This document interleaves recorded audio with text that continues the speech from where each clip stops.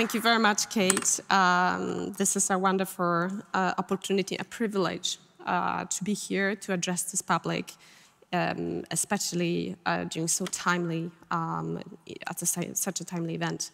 So I have decided to devote these introductory remarks to set out several observations and arguments about some of the long-standing traits, pillars in the Russian geopolitical vision, its implications for European security and the international order. In the end, I'll reflect a little bit on the current events, but I'm sure we'll get there in our panel. So much attention has been devoted to one of the fundamental Russian objectives we have been confronted with over the years, and especially during this crisis, which is namely to erode and change the European security order.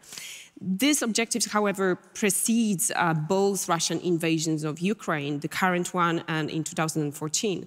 You may remember that Russia has attempted on a number of occasions politically to achieve this goal, including when President Dmitry Medvedev presented a draft of European Security Treaty in 2009, which proposed a vision for European security order being based predominantly on political military power, seen as playing a determining role today. Unable to achieve its objective politically, over the years, Russia has attacked the security system order increasingly assertively, using cyber attacks, launching propaganda operations, fake news, manipulations of electoral processes in various countries in Europe and beyond, launching paramilitary operations in certain countries, exporting corruption and influence to get to politicians across Europe, the Western world, and beyond. Then subsequently, Russia has used the military means to achieve its objective.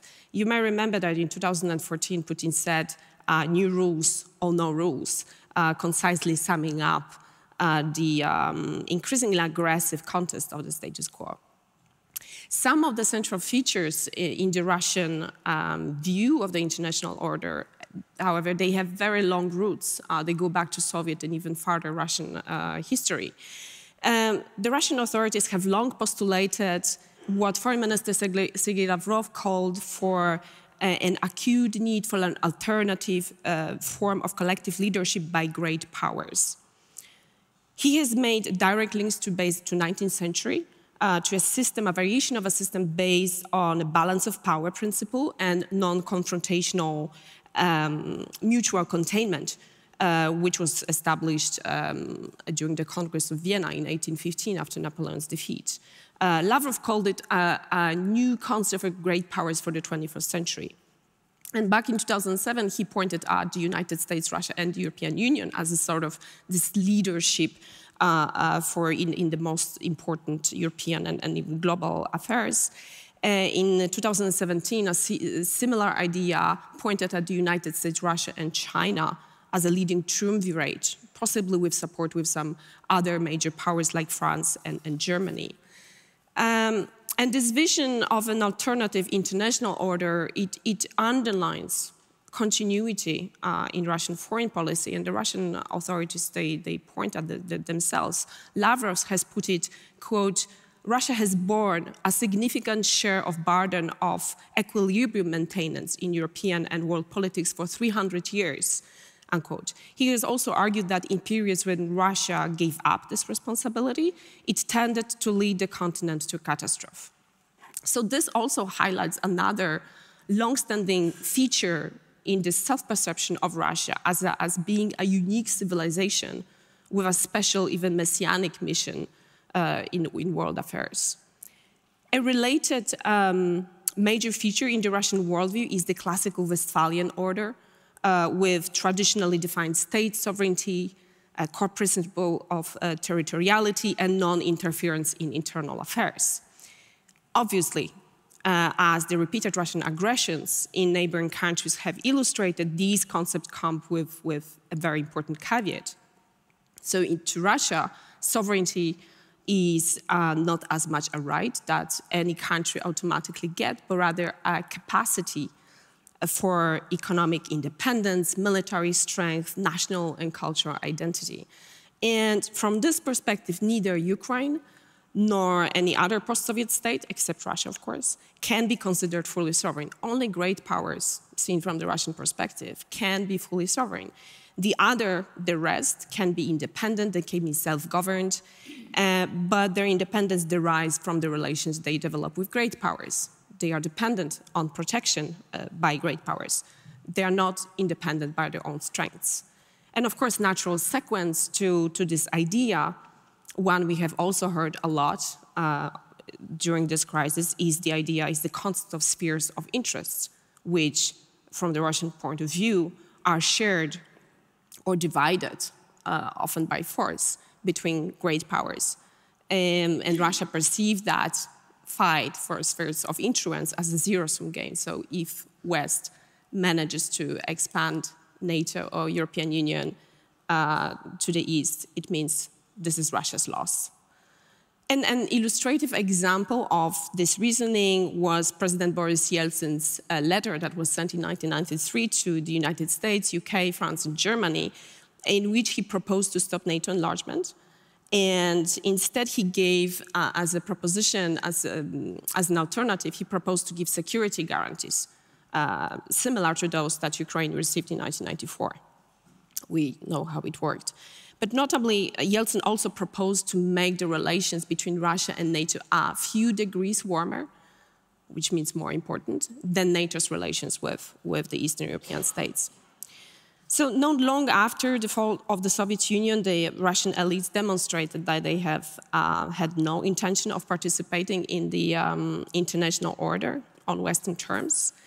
And one of the principles in the post-Soviet foreign policy concepts has been to work toward a multipolar world order.